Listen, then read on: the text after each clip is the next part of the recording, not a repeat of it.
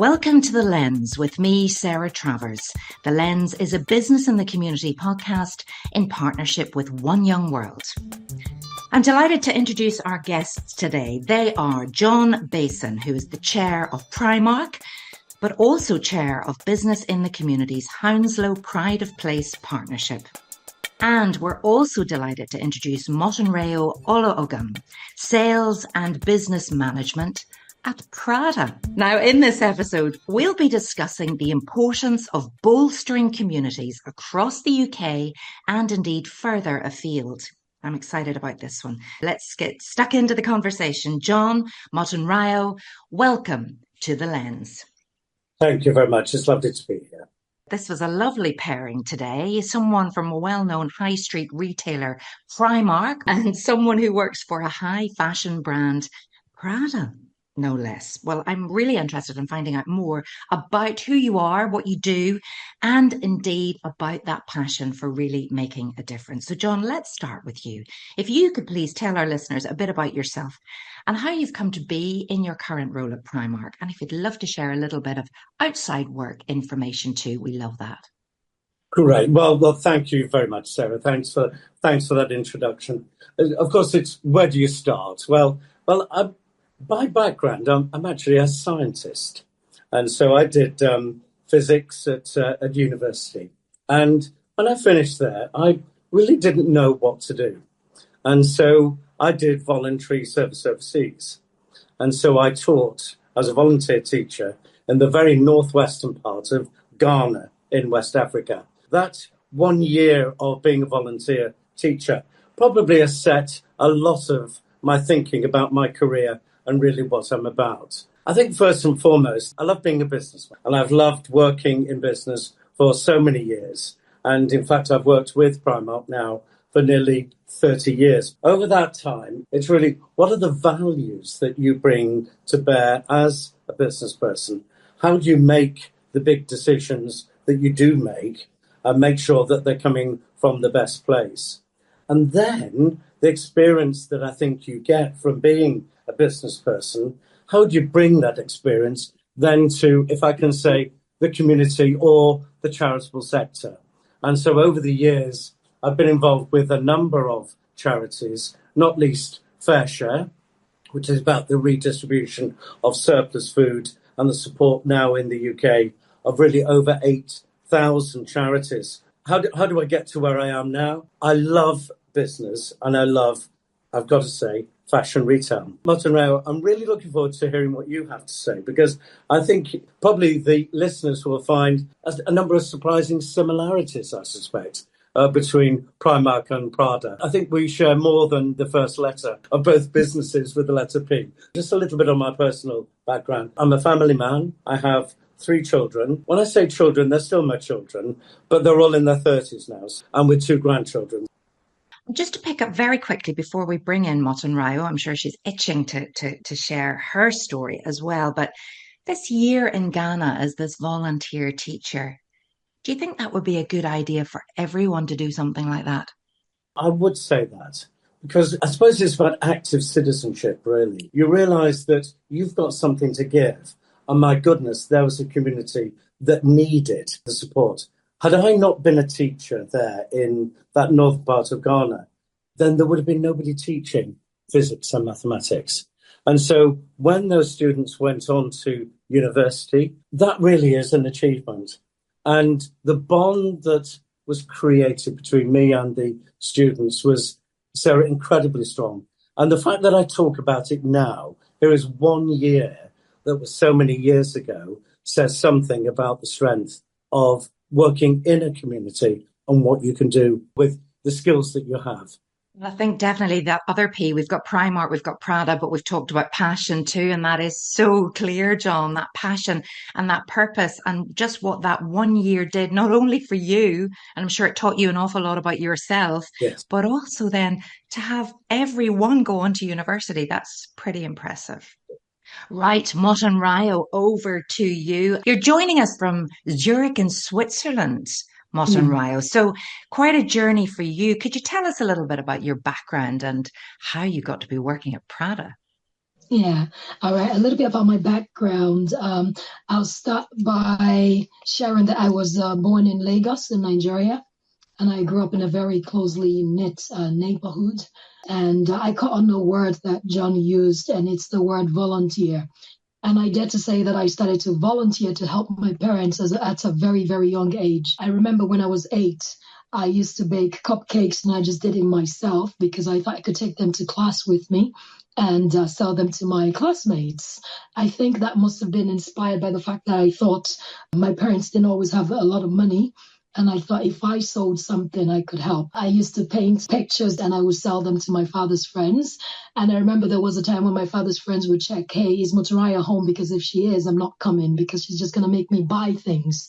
So I think I've always been a retailer. I've always wanted to sell something. I think what was at the core of that was wanting to help, wanting to support, wanting to contribute and to volunteer in whatever way that I could. So I went on to high school in Nigeria and I relocated to Austria when I was 17 because my mother was living in Austria. Another thing I found I have in common with John was the only thing I could offer to the Austrian community when I was, I was new, I didn't speak any German, was teaching English. That took me back to the fact that back to Nigeria, I was a very brilliant child. I always had great grades and I always wanted every child in my neighborhood to do very well. So I always had this drive to share, to show you how to do the maths, how to get all the homework well done, which I then took on with me to Austria. And in Vienna, I started working with teenagers, with young adults who were struggling with their final high school exams for English. So it's amazing how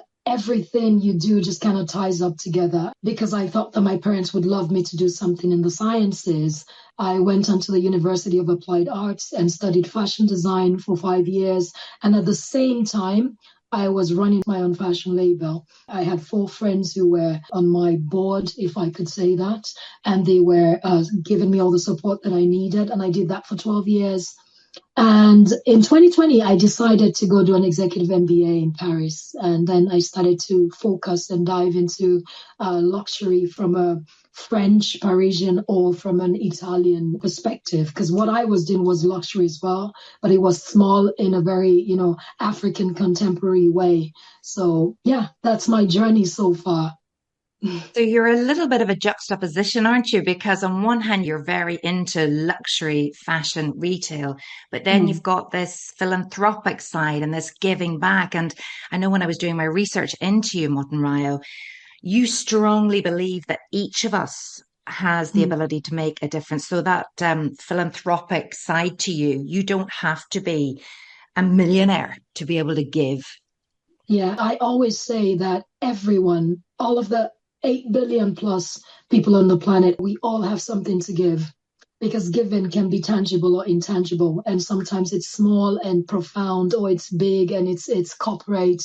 And very often, I think people confuse philanthropy with wealth and abundance and riches in the billions. And it's not so. I always say that we become what we practice. So if I have $10 and I learn to give on my $10, then I will become a better giver with my $100, and I will become a greater giver with my thousands. So it's a practice that becomes a lifestyle. So if I could, look, that's very powerful, Motunrayo. It really is. And the thing that I really like about what you've said is that not all of this is about money at all. It's about resources. It's about giving of yourself. And what I really like of what I've heard from you is certainly your drive. The drive that you have now is very, very evident. And that drive then to give of yourself and to give of it. And there's no sense of entitlement. And I think that is also important for all of us. It is that sort of very humble way that we can approach all of this to then give of ourselves and then really to make sure that we get the most out of other people. And I think both of you are very similar in that way. You're kind of self-starters, go-getters, you do things, but all coming from a place of good. So how do we all do that then? So John, share with us a little bit about the work that you do, especially around community. So corporate social responsibility is not just a box ticking exercise. It doesn't always involve lots of money. involves the giving of self. So presumably you are a leader and this cascades from the top down, and you want people like Motunrayo in your teams to be able to do that. But I'd love to know a little bit more about Hounslow Pride of Place. And I also believe you recently led one of the King's Seeing is Believing visits in Hounslow too. Can you tell us all about that? Yes, of course. I think for all of us, we can be very, very caught up in the day-to-day of the work that you do. So Seeing is Believing says, let's take senior people from various businesses out of their normal workday and just for maybe 1 day or 2 days, immerse them and visit really the community groups and the people in a particular community. So in this particular case, I am chairman of the Pride of Place programme, which is Hounslow, which is the western part of London. And I live in the next borough, so I'm very, very close to Hounslow. So it was probably only about 10 of us that we had basically a day, which is actually then visiting various community groups actually within Hounslow. And you then hear the very personal stories that people had. And sometimes they're really quite harrowing. I suppose the shock for me, Sarah, was probably 10 miles from where I live.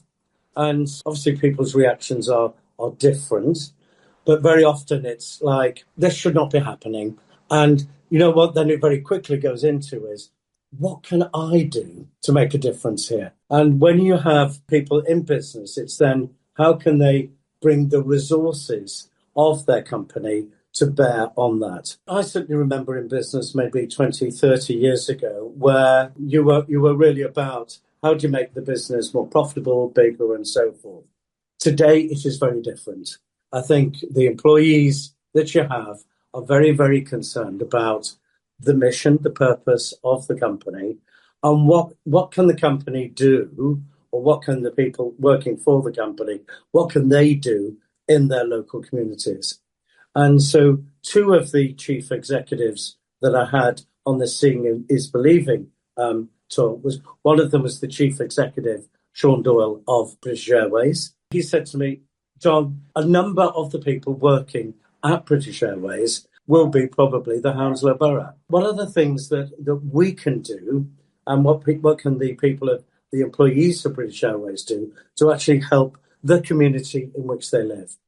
And this is really what the Seeing is Believing is about. We showcase the problems in the community.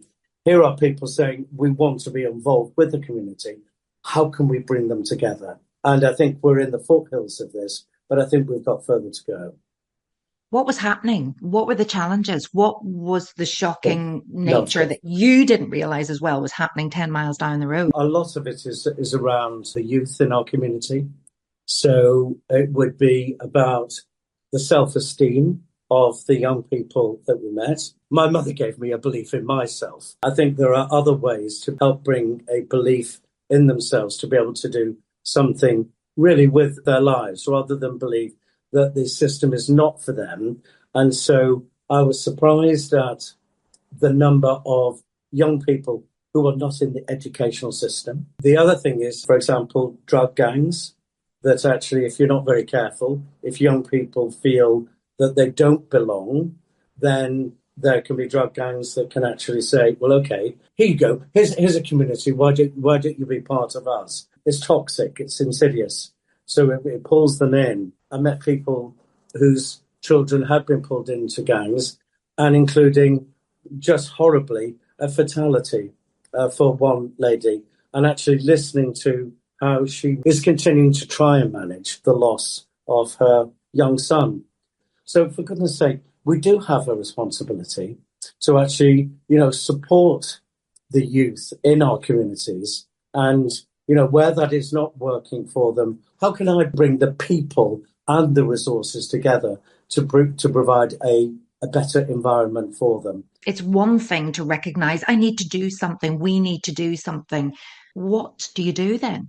So Brentford Football Club, for example, they have a trust, and that trust is around providing people to have a football club. The thing that I realised that was so important, Sarah, was many of these young people don't have consistency in their lives.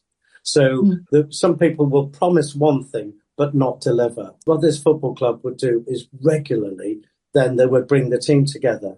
They were there for these people. So all of a sudden you start to have mentors. And I think it's actually having the presence of the role models and having the consistency of that, which I think is so important. And really providing activities, Sarah, that actually bring those young people into this. This is something they want to belong to. Sometimes I think it's just, boredom or just a belief that the system isn't for them that is the crying shame here.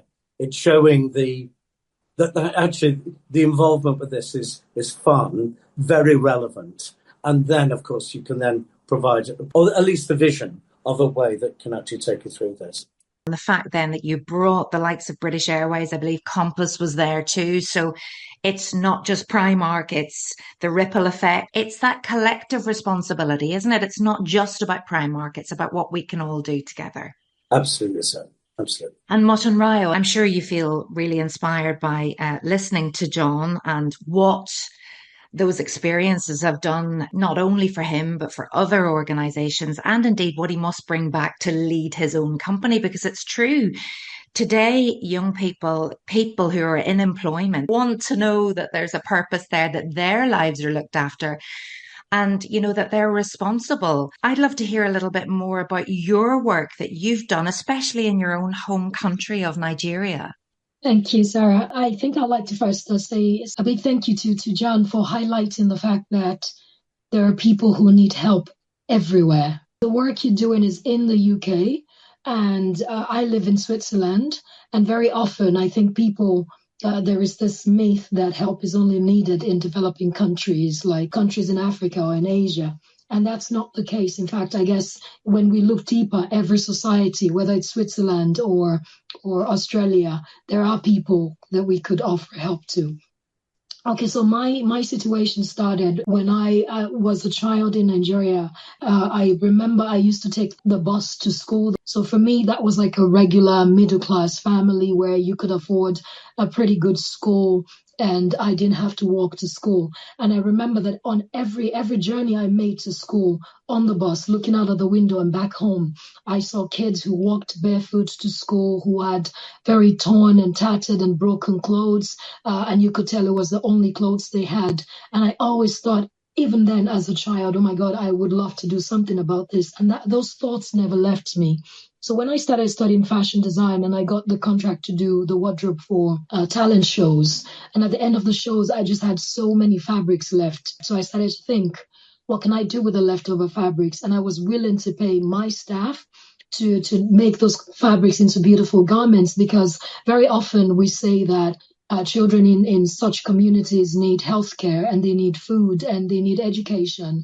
But again, I know that there is so much joy when a child receives a piece of clothing. And there are kids who have nothing, who have just one T-shirt that is broken, that they have to wash and hang it dry and then wait until it's dry before they can even change from their school uniforms. I know that it might sound like it's not education, but I said to myself, how would I feel if I got a brand new piece of clothing that was tailor-made for me? And I knew that I'll be happy regardless of who I was, whether I was economically challenged or not. And I said, okay, I'm going to use what I've got. I'm going to turn these fabrics into clothing. And I spoke to the directors and I asked if I could keep the fabrics. That was my very first social project. And I started to speak to my friends about it. And I said, okay, let's make it look perfect. Let's start gathering donations so that we can buy pairs of shoes. And it's not just a dress, but it's a dress with a beautiful pair of shoes. And I remember asking my tailors, and we would add a few inches to the garments just to make sure they could wear it for a bit longer, even if they were growing. When I started to do the executive MBA at the HEC, which is in Paris and one of the best business schools in Europe, I realized, okay, once I get into corporate, I may not be able to go back to doing this thing. So again, I started to analyze, what have I got? What can I give? And when I started at the business school at HEC, I had a few sessions with coaches, and I used to think, oh my God, this is me. This is what I've done all my life. So I went to a coaching school, and I finished last year and I got my certificate. So what I've been doing since last year was asking my alumni community to give me a donation I'll reach out and say, hey, John, do you need a coaching session? You don't have to pay me because I'm fully employed. However, I raise funds for 2 NGOs in Africa and you can make a donation. I remember in January, I summed up everything I'd collected for the orphanage. There's an orphanage in Jos in the north of Nigeria that I work with, and I collect funds for them. And I remember I just sat in my living room and I wailed because I was so full of joy that I'd raised more than 2 years of rent, and I know how much help that brings to the orphanage. It takes a lot of weight off of. I see how funds are very scarce and people don't give that much. And I'm still doing that today. Are PRADA very encouraging of this wonderful employee they have? And have you inspired others to do something similar? So I started working for PRADA in March. I used to be at Christian Dior. I haven't really shared about the activities I do on the side. Of course, it's on my CV. I very strongly believe that I'm going to be like John someday, where the impact can be on the corporate levels.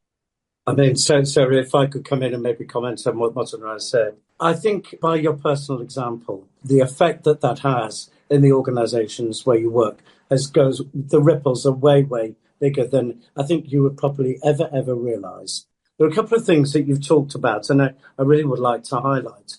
One of them was you were talking about some of the work you've done at a very micro level, so maybe in Nigeria or whatever. I'm also chairman of a charity called the Egmont Trust, which supports 50 community groups in sub-Saharan Africa. And this is with women and children who are affected by families affected by HIV/AIDS. And I was in Malawi just a few weeks ago, visiting some of the families that were affected. Motunrayo, you would not believe it, but just $80 just at a family level can actually transform these people's lives. And let me just encourage you at that very micro level. Oh, yeah, I can be talking here about, yes, meeting a chief executive of this, and I'm chairman of that or whatever. But, the real changes are made at that very micro level. And I think you've given something. So let me just give every encouragement. So, yes, I may be working at a CEO level, but let me say this. I was the most affirmed by meeting a grandmother in Malawi who had 7 children that she was looking after, and her own children had died, and she had also adopted 3 orphans. I could not have been more affirmed by the work we do to help her than anything else. And so that never lose that. Thank you, John. Thank you so much. And also, I know, Motunrayo, you've been involved in work in Uganda. You've worked in areas around childcare, with education, trying to end violence against women. So what we're hearing today is it's not just about money, although money helps and a very small amount of money helps. It's about businesses understanding that each employee coming to work can make a difference. So, this has been really insightful for many of our listeners, and maybe they're at chief executive level and maybe they're somewhere further down the ranks, but showing up, turning up each day, and with that giving nature and being part of a company that wants to be like that is just where it's at today. I'd love to know if you have any questions for each other, John.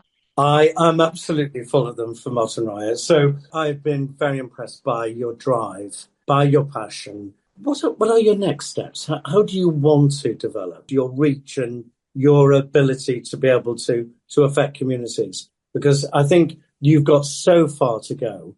What do you feel are your next steps? And if any way that I or anybody else could actually help you do that. So tell me how you think the next steps are for you. Thank you very much, John. You've touched my heart so much. What the next steps are for me. So I'm a very big dreamer. I've got really, really big dreams. So I hope that I would be able to manage a fund, a trust that focuses on education in Africa. I'm very passionate about education. I believe that education is very powerful. I have been very privileged to have attended the best schools, not because I'm any better than anybody else. It's just been a chance, and I don't take that for granted. I believe in creating things. So when I talk about creation, I'm talking about especially for the child that has some artistic qualities.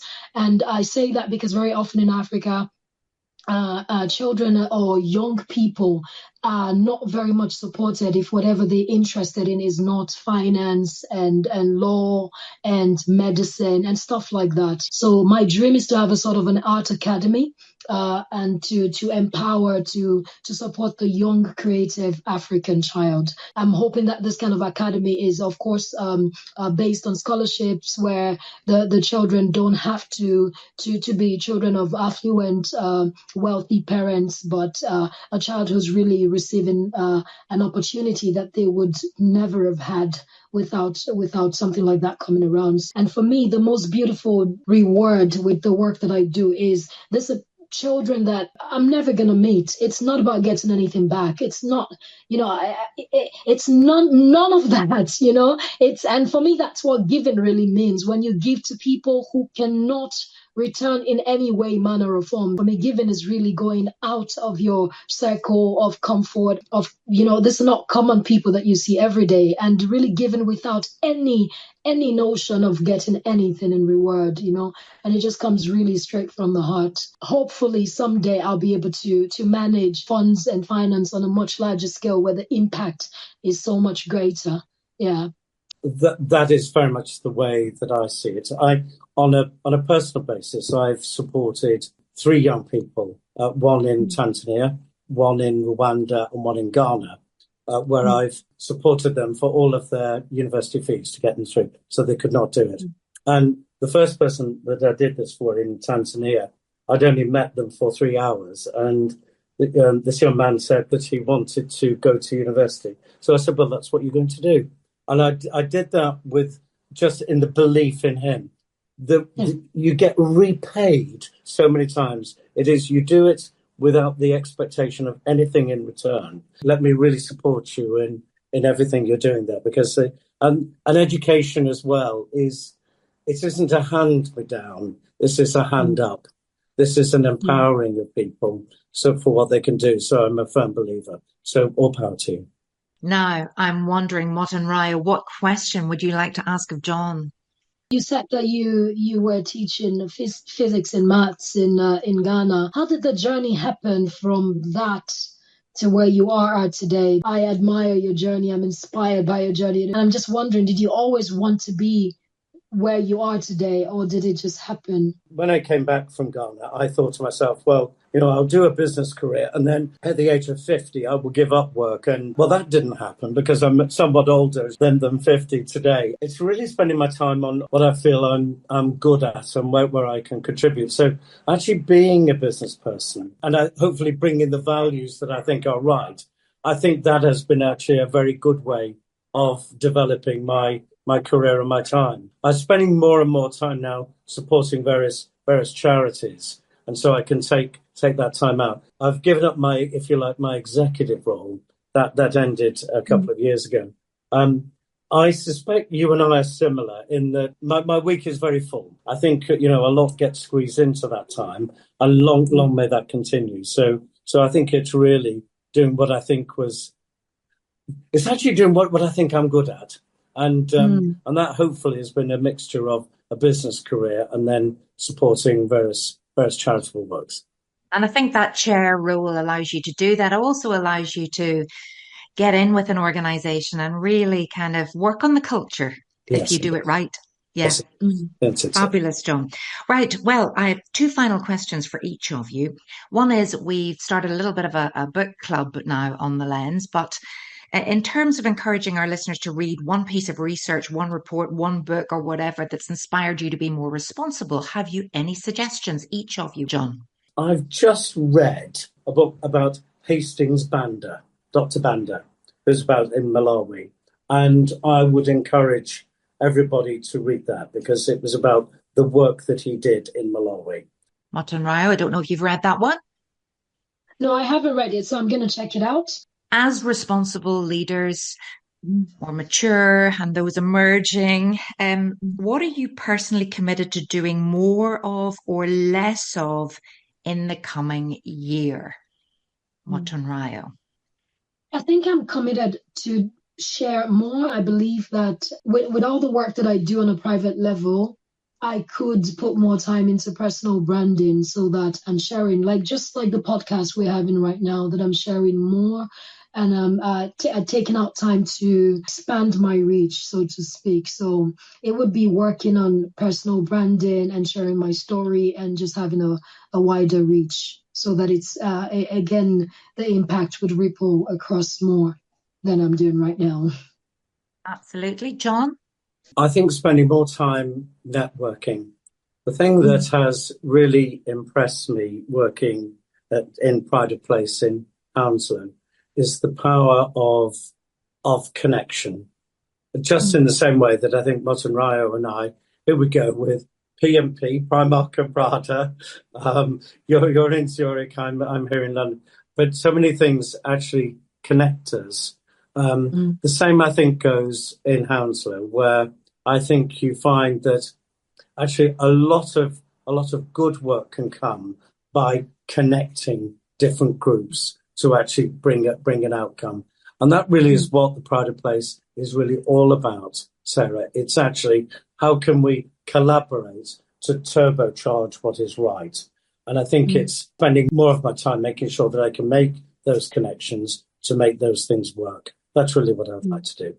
Well, keep doing what you're doing, both of you, because you're wonderful people doing great things. One business can achieve good things, but working collectively and collaboratively, well, that's a game changer in ensuring that projects and initiatives that work can be taken to scale. And again, just that, helping one person makes such a difference.